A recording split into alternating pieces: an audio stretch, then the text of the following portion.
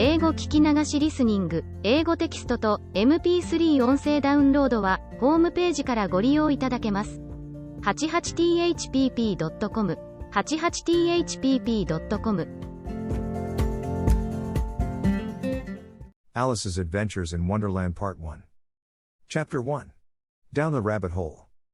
Alice was beginning to get very tired of sitting by her sister on the bank, and of having nothing to do. Once or twice she had peeped into the book her sister was reading, but it had no pictures or conversations in it. And what is the use of a book, thought Alice, without pictures or conversations? So she was considering in her own mind, as well as she could, for the hot day made her feel very sleepy and stupid, whether the pleasure of making a daisy chain would be worth the trouble of getting up and picking the daisies, when suddenly a white rabbit with pink eyes ran close by her.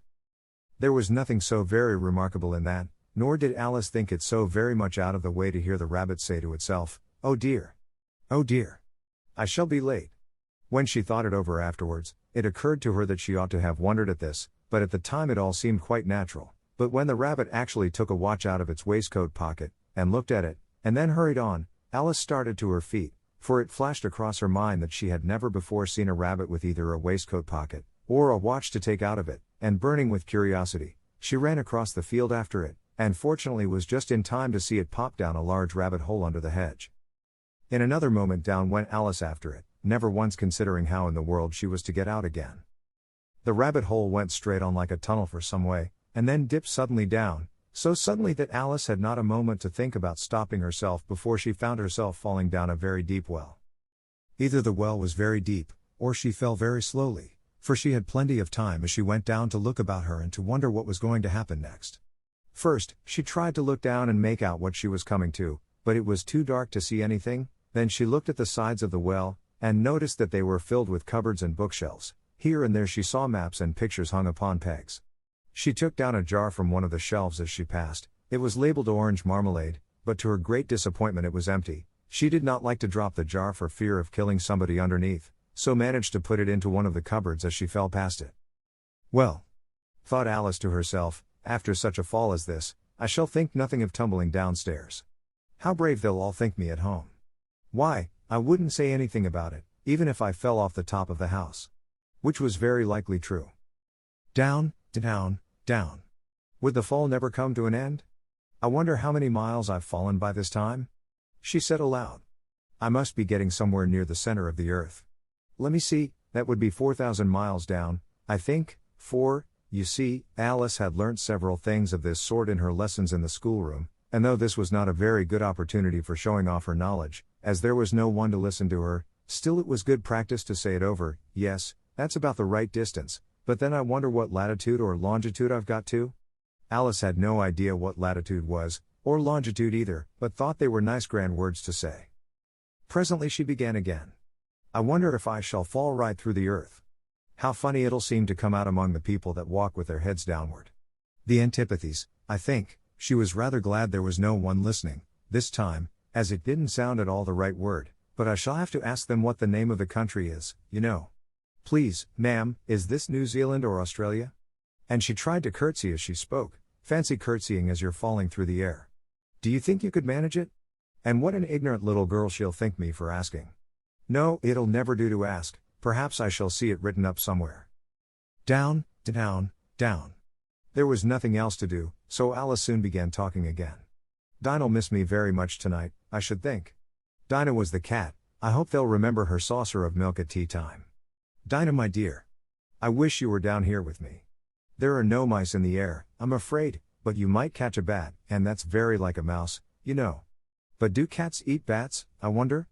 And here Alice began to get rather sleepy, and went on saying to herself, in a dreamy sort of way, "Do cats eat bats? Do cats eat bats? And sometimes, do bats eat cats?" For, you see, as she couldn't answer either question, it didn't much matter which way she put it. She felt that she was dozing off, and had just begun to dream that she was walking hand in hand with Dinah, and saying to her very earnestly, "Now, Dinah, tell me the truth, did you ever eat a bat?" When suddenly, thump, thump, down she came upon a heap of sticks and dry leaves, and the fall was over. Alice was not a bit hurt, and she jumped up onto her feet in a moment. She looked up, but it was all dark overhead. Before her was another long passage, and the white rabbit was still in sight, hurrying down it. There was not a moment to be lost. Away went Alice like the wind, and was just in time to hear it say, as it turned a corner, "Oh my ears and whiskers, how late it's getting."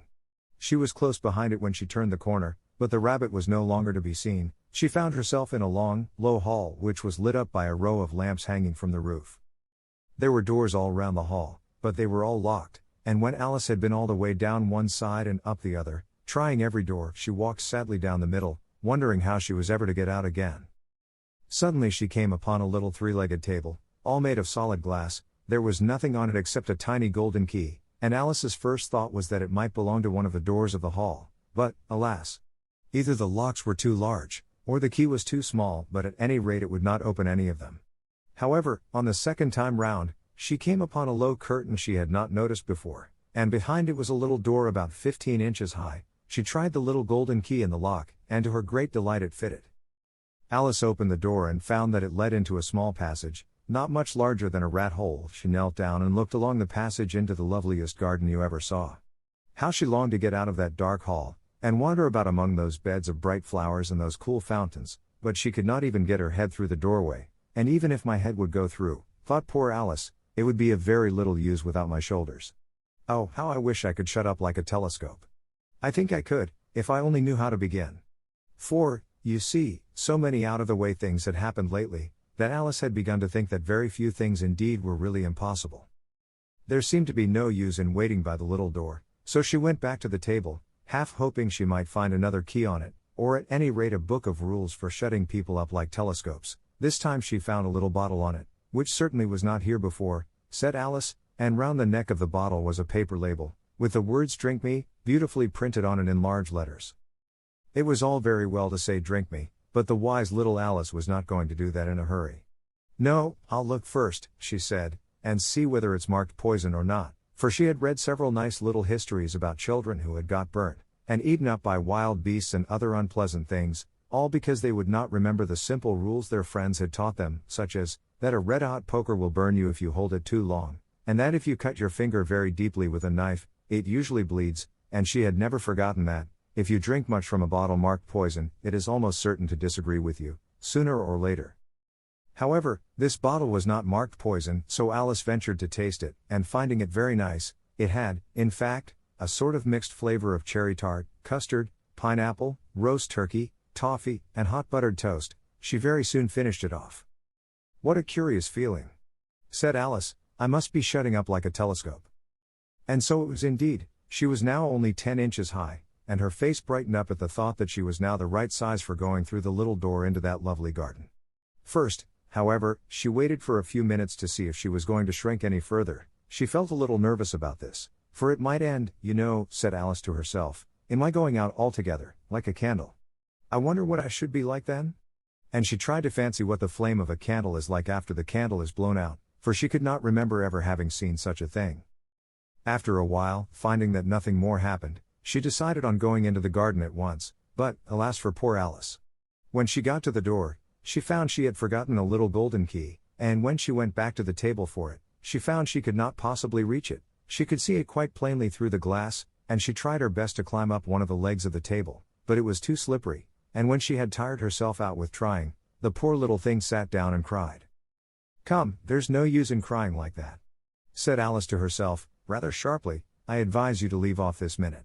She generally gave herself very good advice, though she very seldom followed it, and sometimes she scolded herself so severely as to bring tears into her eyes, and once she remembered trying to box her own ears for having cheated herself in a game of croquet she was playing against herself, for this curious child was very fond of pretending to be two people.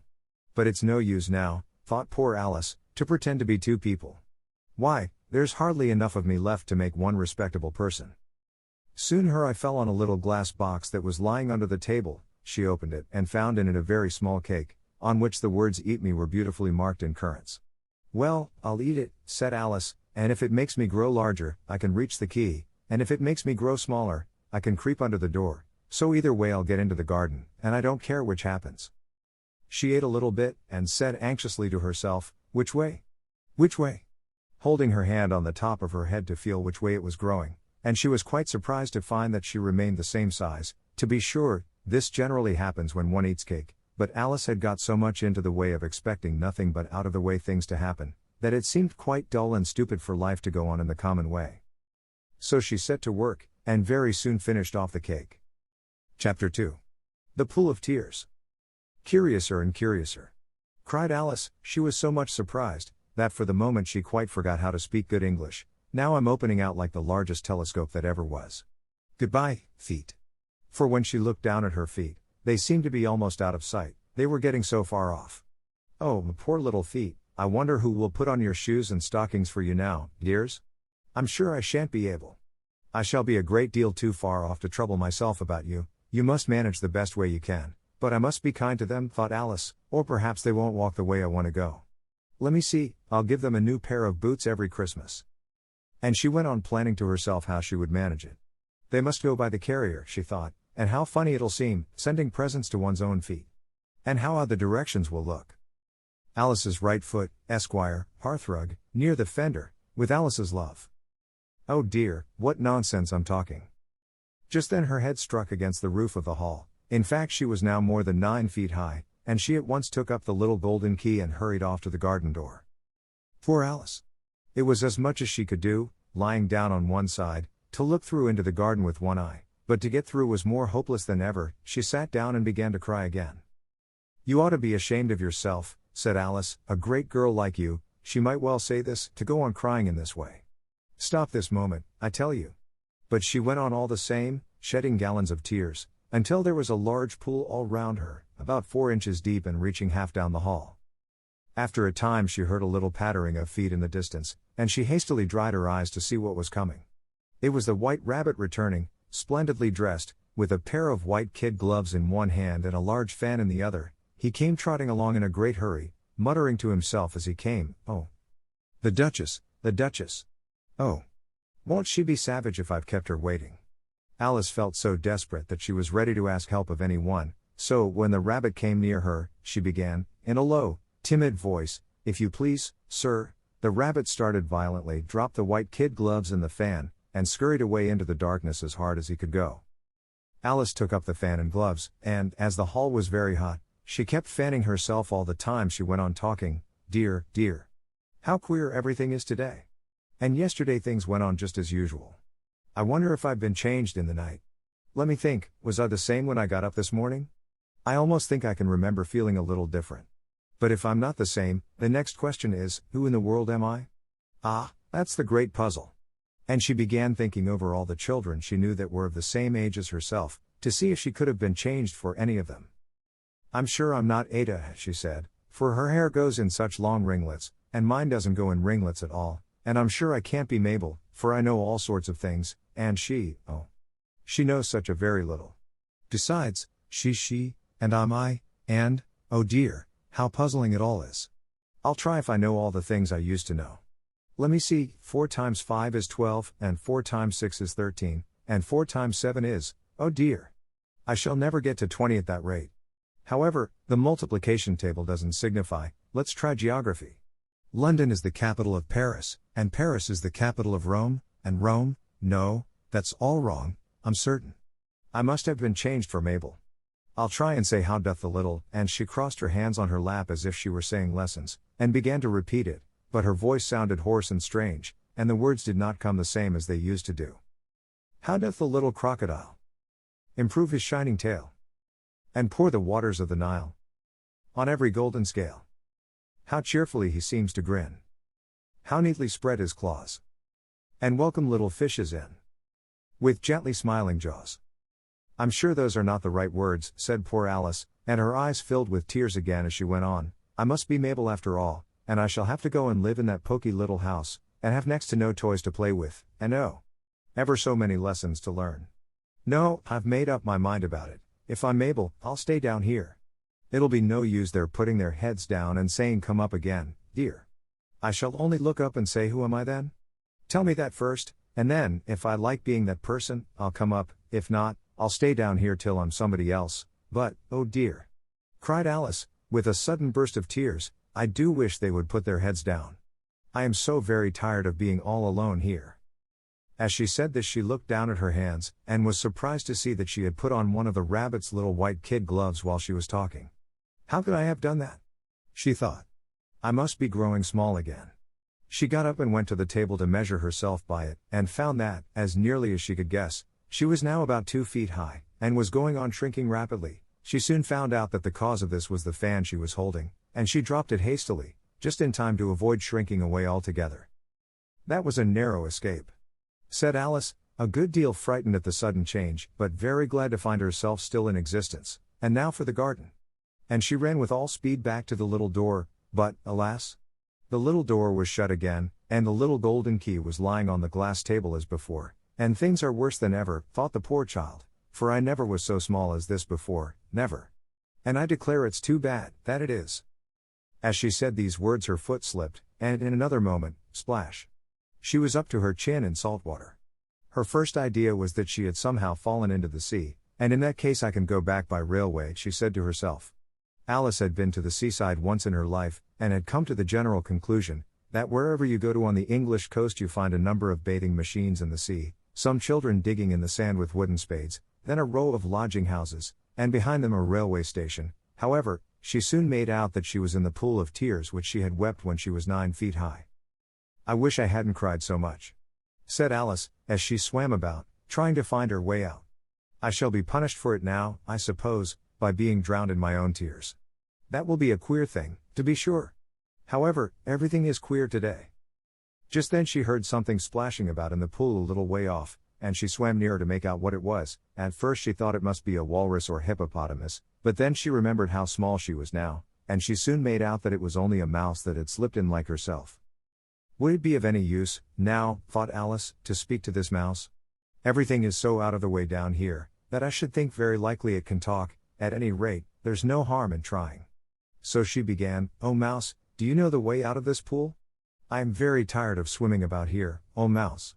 Alice thought this must be the right way of speaking to a mouse. She had never done such a thing before, but she remembered having seen in her brother's Latin grammar, a mouse, of a mouse, to a mouse, oh mouse. The mouse looked at her rather inquisitively, and seemed to her to wink with one of its little eyes, but it said nothing. "Perhaps it doesn't understand English," thought Alice. "I dare say it's a French mouse, come over with William the Conqueror." For, with all her knowledge of history, Alice had no very clear notion how long ago anything had happened, so she began again, "Où est ma chat?" which was the first sentence in her French lesson book.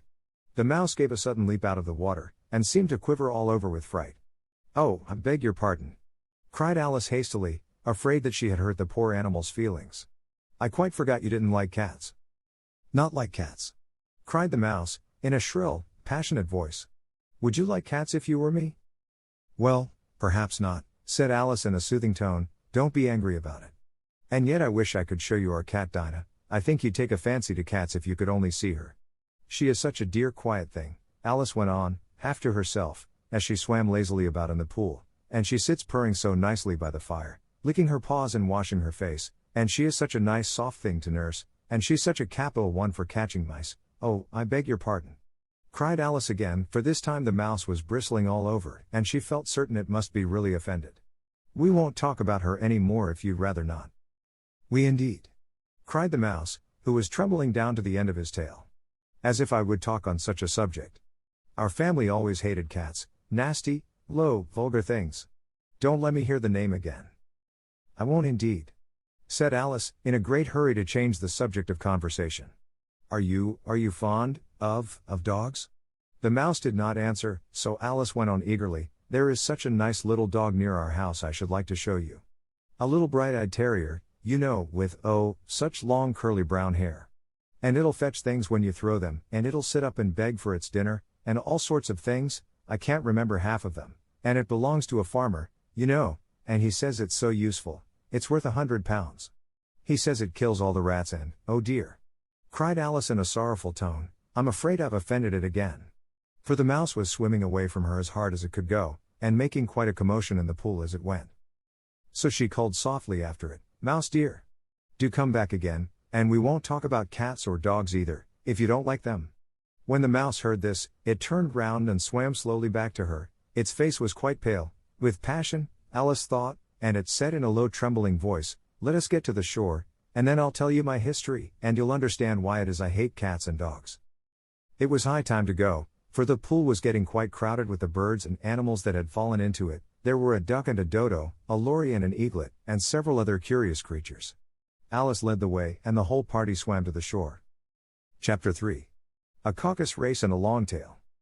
They were indeed a queer-looking party that assembled on the bank, the birds with draggled feathers, the animals with their fur clinging close to them, and all dripping wet, cross, and uncomfortable. The first question of course was, how to get dry again. They had a consultation about this, and after a few minutes it seemed quite natural to Alice to find herself talking familiarly with them, as if she had known them all her life.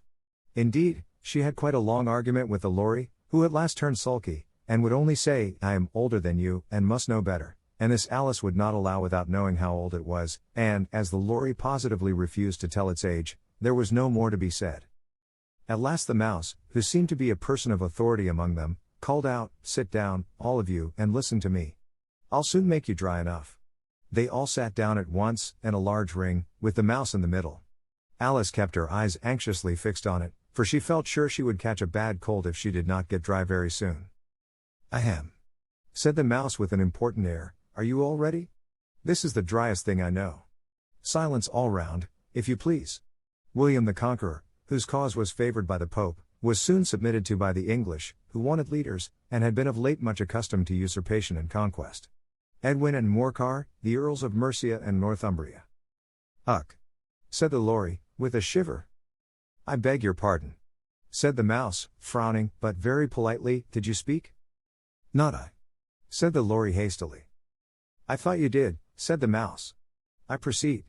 Edwin and Morcar, the Earls of Mercia and Northumbria, declared for him, and even Stigand, the patriotic Archbishop of Canterbury, found it advisable." "Found what?" said the duck. "Found it," the mouse replied rather crossly. "Of course you know what it means." "I know what it means well enough. When I find a thing," said the duck, "it's generally a frog or a worm. The question is, what did the Archbishop find?" The mouse did not notice this question, but hurriedly went on, "Found it advisable to go with Edgar Atheling to meet William and offer him the crown." William's conduct at first was moderate. "But the insolence of his Normans, how are you getting on now, my dear?" it continued, turning to Alice as it spoke. "As wet as ever," said Alice in a melancholy tone. "It doesn't seem to dry me at all." "In that case," said the dodo solemnly, rising to its feet, "I move that the meeting adjourn, for the immediate adoption of more energetic remedies." "Speak English," said the eaglet. "I don't know the meaning of half those long words, and, what's more, I don't believe you do either." And the eaglet bent down its head to hide a smile. Some of the other birds tittered audibly. "What I was going to say," said the dodo in an offended tone, "was, that the best thing to get us dry would be a caucus race." "What is a caucus race?" said Alice, not that she wanted much to know, but the dodo had paused as if it thought that somebody ought to speak, and no one else seemed inclined to say anything. "Why," said the dodo, "the best way to explain it is to do it. And, as you might like to try the thing yourself, some winter day, I will tell you how the dodo managed it. First it marked out a racecourse, in a sort of circle, the exact shape doesn't matter, it said, and then all the party were placed along the course, here and there. There was no 1, 2, 3, and away, but they began running when they liked, and left off when they liked, so that it was not easy to know when the race was over. However, when they had been running half an hour or so, and were quite dry again, the dodo suddenly called out, 'The race is over.' And they all crowded round it, panting, and asking, 'But who has won?' This question the dodo could not answer without a great deal of thought, and it sat for a long time with one finger pressed upon its forehead, the position in which you usually see Shakespeare, in the pictures of him, while the rest waited in silence. At last the dodo said, 'Everybody has won, and all must have prizes.' 'But who is to give the prizes?' quite a chorus of voices asked. 'Why, she, of course,' said the dodo, pointing to Alice with one finger, and the whole party at once crowded round her, calling out in a confused way, 'Prizes! Prizes!' Alice had no idea what to do, and in despair she put her hand in her pocket, and pulled out a box of comfits. Luckily the salt water had not got into it, and handed them round as prizes. There was exactly 1 apiece, all round. 'But she must have a prize herself, you know,' said the mouse. 'Of course,' the dodo replied very gravely. 'What else have you got in your pocket?' he went on, turning to Alice. 'Only a thimble,' said Alice sadly. 'Hand it over here,' said the dodo. Then they all crowded round her once more, while the dodo solemnly presented the thimble, saying, 'We beg your acceptance of this elegant thimble,' and, when it had finished this short speech, they all cheered. Alice thought the whole thing very absurd, but they all looked so grave that she did not dare to laugh, and, as she could not think of anything to say, she simply bowed, and took the thimble, looking as solemn as she could. The next thing was to eat the comfits. This caused some noise and confusion, as the large birds complained that they could not taste theirs, and the small ones choked and had to be patted on the back. However, it was over at last, and they sat down again in a ring, and begged the mouse to tell them something more. "You promised to tell me your history, you know," said Alice, "and why it is you hate C&D," she added in a whisper, half afraid that it would be offended again. "Mine is a long and a sad tale," said the mouse, turning to Alice, and sighing. "It is a long tale, certainly," said Alice, looking down with wonder at the mouse's tail, "but why do you call it sad?" And she kept on puzzling about it while the mouse was speaking, so that her idea of the tale was something like this. Fury said to a mouse, that he met in the house, "Let us both go to law, I will prosecute you. Come, I'll take no denial, we must have a trial, for really this morning I've nothing to do." Said the mouse to the cur, "Such a trial, dear sir, with no jury or judge, would be wasting our breath." "I'll be judge, I'll be jury," said cunning old Fury, "I'll try the whole cause, and condemn you to death." "You are not attending," said the mouse to Alice severely. "What are you thinking of?" "I beg your pardon," said Alice very humbly, "you had got to the fifth bend, I think?" "I had not," cried the mouse, sharply and very angrily. "A nut," said Alice, always ready to make herself useful, and looking anxiously about her. "Oh, do let me help to undo it." "I shall do nothing of the sort," said the mouse, getting up and walking away. "You insult me by talking such nonsense." "I didn't mean it," pleaded poor Alice. "But you're so easily offended, you know." The mouse only growled in reply. "Please come back and finish your story." Alice called after it, and the others all joined in chorus, "Yes, please do." But the mouse only shook its head impatiently, and walked a little quicker. "What a pity it wouldn't stay," sighed the lory, as soon as it was quite out of sight, and an old crab took the opportunity of saying to her daughter, "Ah, my dear, let this be a lesson to you never to lose your temper." "Hold your tongue, ma," said the young crab, a little snappishly. "You're enough to try the patience of an oyster." "I wish I had our Dinah here, I know I do," said Alice aloud, addressing nobody in particular. "She'd soon fetch it back." "And who is Dinah, if I might venture to ask the question?" said the lory. Alice replied eagerly, for she was always ready to talk about her pet. "Dinah's our cat. And she's such a capital one for catching mice you can't think. And oh, I wish you could see her after the birds. Why, she'll eat a little bird as soon as look at it." This speech caused a remarkable sensation among the party. Some of the birds hurried off at once. One old magpie began wrapping itself up very carefully, remarking, "I really must be getting home, the night air doesn't suit my throat." And a canary called out in a trembling voice to its children, "Come away, my dears. It's high time you were all in bed." On various pretexts they all moved off, and Alice was soon left alone. "I wish I hadn't mentioned Dinah," she said to herself in a melancholy tone. "Nobody seems to like her, down here, and I'm sure she's the best cat in the world. Oh, my dear Dinah! I wonder if I shall ever see you any more." And here poor Alice began to cry again, for she felt very lonely and low-spirited. In a little while, however, she again heard a little pattering of footsteps in the distance, and she looked up eagerly, half hoping that the mouse had changed his mind, and was coming back to finish his story. Chapter 4. The Rabbit Sends in a Little Bill. It was the White Rabbit, trotting slowly back again, and looking anxiously about as it went, as if it had lost something, and she heard it muttering to itself, "The Duchess. The Duchess. Oh my dear paws. Oh my fur and whiskers. She'll get me executed, as sure as ferrets are ferrets. Where can I have dropped them, I wonder?" Alice guessed in a moment that it was looking for the fan and the pair of white kid gloves, and she very good-naturedly began hunting about for them, but they were nowhere to be seen. Everything seemed to have changed since her swim in the pool, and the great hall, with the glass table and the little door, had vanished completely. Very soon the rabbit noticed Alice, as she went hunting about, and called out to her in an angry tone, "Why, Mary Ann, what are you doing out here? Run home this moment, and fetch me a pair of gloves and a fan. Quick, now!" And Alice was so much frightened that she ran off at once in the direction it pointed to, without trying to explain the mistake it had made. "He took me for his housemaid," she said to herself as she ran. "How surprised he'll be when he finds out who I am. But I'd better take him his fan and gloves, that is, if I can find them." As she said this, she came upon a neat little house, on the door of which was a bright brass plate with the name W. Rabbit, engraved upon it. She went in without knocking, and hurried upstairs, in great fear lest she should meet the real Marianne, and be turned out of the house before she had found the fan and gloves. How queer it seems, Alice said to herself, to be going messages for a rabbit. I suppose Dinah'll be sending me on messages next. And she began fancying the sort of thing that would happen. Miss Alice, come here directly, and get ready for your walk. Coming in a minute, nurse. But I've got to see that the mouse doesn't get out. Only I don't think, Alice went on, that they'd let Dinah stop in the house if it began ordering people about like that. By this time she had found her way into a tidy little room with a table in the window, and on it, as she had hoped, a fan and 2 or 3 pairs of tiny white kid gloves. She took up the fan and a pair of the gloves, and was just going to leave the room, when her eye fell upon a little bottle that stood near the looking-glass. There was no label this time with the words "Drink me," but nevertheless she uncorked it and put it to her lips. I know something interesting is sure to happen, she said to herself, whenever I eat or drink anything, so I'll just see what this bottle does. I do hope it'll make me grow large again, for really I'm quite tired of being such a tiny little thing. It did so indeed, and much sooner than she had expected. Before she had drunk half the bottle, she found her head pressing against the ceiling, and had to stoop to save her neck from being broken. She hastily put down the bottle, saying to herself, that's quite enough, I hope I shan't grow any more. As it is, I can't get out at the door. I do wish I hadn't drunk quite so much. Alas! It was too late to wish that. She went on growing, and very soon had to kneel down on the floor. In another minute there was not even room for this, and she tried the effect of lying down with one elbow against the door, and the other arm curled round her head.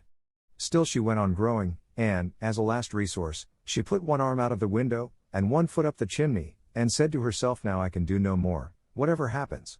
What will become of me? Luckily for Alice, the little magic bottle had now had its full effect, and she grew no larger. Still it was very uncomfortable, and, as there seemed to be no sort of chance of her ever getting out of the room again, no wonder she felt unhappy. It was much pleasanter at home, thought poor Alice, when one wasn't always growing larger and smaller, and being ordered about by mice and rabbits. I almost wish I hadn't gone down that rabbit hole, and yet, it's rather curious, you know, this sort of life. I do wonder what can have happened to me. When I used to read fairy tales, I fancied that kind of thing never happened, and now here I am in the middle of one. There ought to be a book written about me, that there ought. And when I grow up, I'll write one, but I'm grown up now, she added in a sorrowful tone. At least there's no room to grow up any more here. But then, thought Alice, shall I never get any older than I am now? That'll be a comfort, one way, never to be an old woman, but then, always to have lessons to learn. Oh, I shouldn't like that. Oh, you foolish Alice. She answered herself. How can you learn lessons in here? Why, there's hardly room for you, and no room at all for any lesson books. And so she went on, taking first one side and then the other, and making quite a conversation of it altogether, but after a few minutes she heard a voice outside, and stopped to listen. Marianne, said the voice. Fetch me my gloves this moment. Then came a little pattering of feet on the stairs. Alice knew it was the rabbit coming to look for her, and she trembled till she shook the house, quite forgetting that she was now about 1,000 times as large as the rabbit, and had no reason to be afraid of it. Presently the rabbit came up to the door, and tried to open it, but, as the door opened inwards, and Alice's elbow was pressed hard against it, that attempt proved a failure. Alice heard it say to itself, then I'll go round and get in at the window. That you won't, thought Alice, and, after waiting till she fancied she heard the rabbit just under the window, she suddenly spread out her hand, and made a snatch in the air. She did not get hold of anything, but she heard a little shriek and a fall, and a crash of broken glass, from which she concluded that it was just possible it had fallen into a cucumber frame, or something of the sort.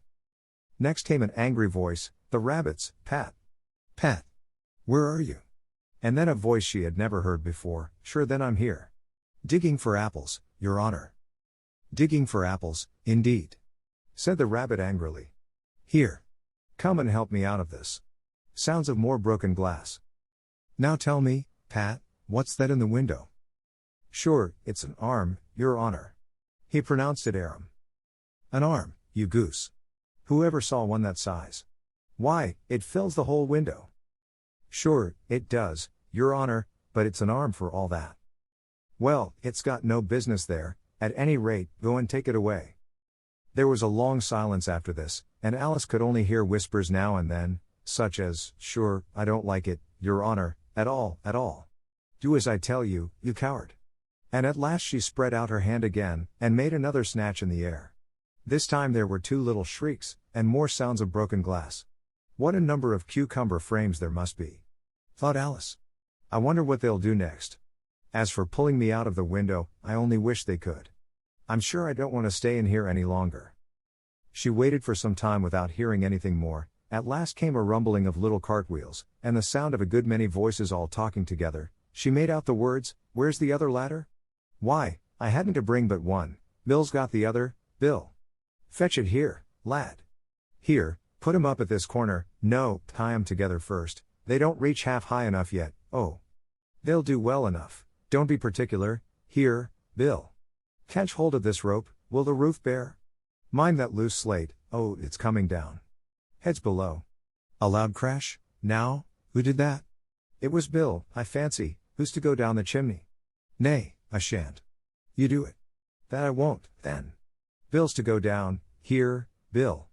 The master says you're to go down the chimney. Oh. So Bill's got to come down the chimney, has he? Said Alice to herself. Shy, they seem to put everything upon Bill. I wouldn't be in Bill's place for a good deal. This fireplace is narrow, to be sure, but I think I can kick a little. She drew her foot as far down the chimney as she could, and waited till she heard a little animal, she couldn't guess of what sort it was, scratching and scrambling about in the chimney close above her. Then, saying to herself, "This is Bill," she gave one sharp kick, and waited to see what would happen next. The first thing she heard was a general chorus of "There goes Bill." Then the rabbit's voice along, "Catch him, you by the hedge." Then silence, and then another confusion of voices, "Hold up his head, brandy now, don't choke him, how is it, old fellow? What happened to you? Tell us all about it." Last came a little feeble, squeaking voice, "That's Bill," thought Alice. "Well, I hardly know, no more, thank ye, I'm better now, but I'm a deal too flustered to tell you. All I know is, something comes at me like a jack-in-the-box, and up I goes like a skyrocket." "So you did, old fellow," said the others. "We must burn the house down," said the rabbit's voice, and Alice called out as loud as she could, "If you do, I'll set dynamite you." There was a dead silence instantly, and Alice thought to herself, "I wonder what they will do next. If they had any sense, they'd take the roof off." After a minute or two, they began moving about again, and Alice heard the rabbit say, "A barrowful will do, to begin with." A barrowful of what? Thought Alice, but she had not long to doubt, for the next moment a shower of little pebbles came rattling in at the window, and some of them hit her in the face. "I'll put a stop to this," she said to herself, and shouted out, "You'd better not do that again." Which produced another dead silence. Alice noticed with some surprise that the pebbles were all turning into little cakes as they lay on the floor, and a bright idea came into her head. "If I eat one of these cakes," she thought, "it's sure to make some change in my size, and as it can't possibly make me larger, it must make me smaller, I suppose." So she swallowed one of the cakes, and was delighted to find that she began shrinking directly. As soon as she was small enough to get through the door, she ran out of the house, and found quite a crowd of little animals and birds waiting outside. The poor little lizard, Bill, was in the middle, being held up by 2 guinea pigs, who were giving it something out of a bottle. They all made a rush at Alice the moment she appeared, but she ran off as hard as she could, and soon found herself safe in a thick wood. "The first thing I've got to do," said Alice to herself, as she wandered about in the wood, "is to grow to my right size again, and the second thing is to find my way into that lovely garden. I think that will be the best plan." It sounded an excellent plan, no doubt, and very neatly and simply arranged. The only difficulty was, that she had not the smallest idea how to set about it, and while she was peering about anxiously among the trees, a little sharp bark just over her head made her look up in a great hurry. An enormous puppy was looking down at her with large round eyes, and feebly stretching out one paw, trying to touch her. "Poor little thing," said Alice, in a coaxing tone, and she tried hard to whistle to it, but she was terribly frightened all the time at the thought that it might be hungry, in which case it would be very likely to eat her up in spite of all her coaxing. Hardly knowing what she did, she picked up a little bit of stick and held it out to the puppy, whereupon the puppy jumped into the air off all its feet at once, with a yelp of delight, and rushed at the stick and made believe to worry it. Then Alice dodged behind a great thistle, to keep herself from being run over, and the moment she appeared on the other side, the puppy made another rush at the stick, and tumbled head over heels in its hurry to get hold of it. Then Alice, thinking it was very like having a game of play with a cart horse, and expecting every moment to be trampled under its feet, ran round the thistle again. Then the puppy began a series of short charges at the stick, running a very little way forwards each time and a long way back, and barking hoarsely all the while, till at last it sat down a good way off, panting, with its tongue hanging out of its mouth, and its great eyes half shut. This seemed to Alice a good opportunity for making her escape, so she set off at once, and ran till she was quite tired and out of breath, and till the puppy's bark sounded quite faint in the distance. "And yet what a dear little puppy it was," said Alice, as she leant against a buttercup to rest herself, and fanned herself with one of the leaves. "I should have liked teaching it tricks very much, if I'd only been the right size to do it. Oh dear! I'd nearly forgotten that I've got to grow up again. Let me see, how is it to be managed? I suppose I ought to eat or drink something or other, but the great question is, what?" The great question certainly was, what? Alice looked all round her at the flowers and the blades of grass, but she did not see anything that looked like the right thing to eat or drink under the circumstances. There was a large mushroom growing near her, about the same height as herself, and when she had looked under it, and on both sides of it, and behind it, it occurred to her that she might as well look and see what was on the top of it. She stretched herself up on tiptoe, and peeped over the edge of the mushroom, and her eyes immediately met those of a large blue caterpillar, that was sitting on the top with its arms folded, quietly smoking a long hookah, and taking not the smallest notice of her or of anything else. 英語聞き流しリスニング、英語テキストと MP3 音声ダウンロードは、ホームページからご利用いただけます。88thpp.com、88thpp.com